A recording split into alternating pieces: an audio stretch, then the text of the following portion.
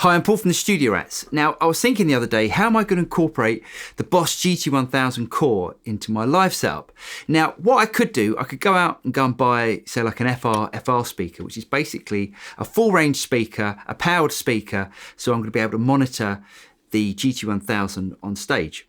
Now, I thought, well, I've got all these other amplifiers. I've got a Boss Katana, I've got a Boss Next Tone, I've got a bunch of valve amps over there as well. Now, I use all of these for gigging. When we can gig again, I'll be using all of these amps for different gigs. Now there's a setting inside the GT-1000 that's going to help you incorporate all your amplifiers or your different amplifiers to use with this unit. So today I'm going to show you how to do that. Okay, so the first way that we're going to do it is to plug the GT-1000 straight out the outputs into the front end of the amp. So that's to use the input on the Katana. So I'm going to go to my outputs, and I'm going to choose the AIRD output select. Now, I've got it set to recording as default. Now, that's because I'm taking the outputs out of the GT-1000 straight into my interface. So that's a setting you want to use if you want to record straight to your computer. Now, if you're going to be using an amplifier, something like the Katana or a Next Tone, you've got all these different choices. Now, we haven't just got all the Boss products. We've also got some Marshall amplifiers, we've got a Fender Twin, we've got an AC30. So all of these different presets have been custom chosen for your amp. And if you haven't got any of those amps, you can just go through and choose the one that sounds best for your particular amp. But if we're using the Katana, now we've got three different choices. And the first one we're going to try is Katana input. Now, as I'm using the Katana 100, I just choose that. And that sounds like this.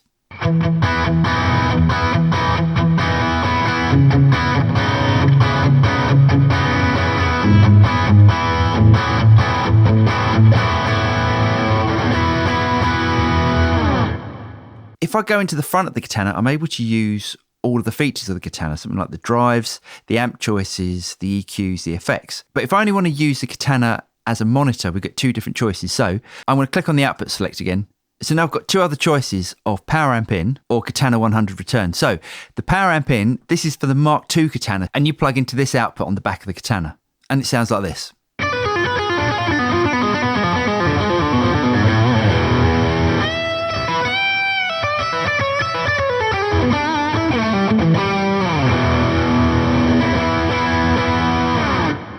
And the last choice we get is the 100 return. Now, depending on where you have your effects loop in the Katana, this will enable you to use some of the effects on the Katana, so the reverbs and delays. Now, this is really handy if you're doing a gig and just say that you're taking the DI out of the GT-1000 straight into front of house and they want it dry. They don't want any effects on it. So what you can then do is to plug the other output from the GT-1000 into the return of your Katana and have the Katana on stage and basically get the effects from the Katana. So you're playing on stage with the effects, but the front of house is getting it dry. So let me show you how to do that.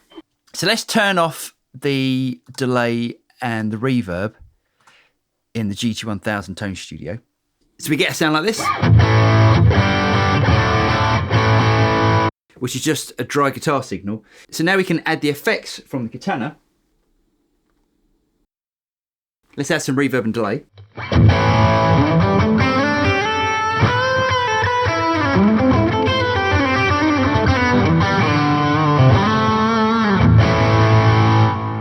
And then we're monitoring on the stage using the effects from the Katana. Now you can actually do that from the GT-1000. You can send to front of house a separate clean output without any effects on it.